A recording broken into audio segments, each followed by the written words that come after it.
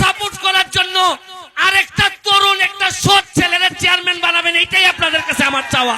যারা বারবারই এইভাবে আপনাদেরকে দিমুনেগো এইগুলা কইয়া যারা সারা জীবন নষ্ট করছে, এইবার সময় আইছে এদেরকে বলার যে শুনো, বহুদিন মজা মারছো, আমরা যে বইটা বাবাইছো, আর টাইম নাই, এইবার আর আমরা ফাও বইটা পাইমু না কারো জন্য। আর আমি সৎ, আর চেয়ারম্যান বানাইলেন অসৎ। আমি সৎ, উপজেলা চেয়ারম্যান বানাইলেন 2 নম্বর। আমি শেখ হাসিনার কাছ থেকে বরাদ্দ আনবো, আইনা উপজেলা চেয়ারম্যানের মাধ্যমে চেয়ারম্যানরে দিব, আর এরা মিল্লা যদি কাটিং করে খাইয়া ফেলে, তা আমি আর কিচ্ছু করতে পারবো না। আমি কি প্রতিদিন নালু আইতে পারবো?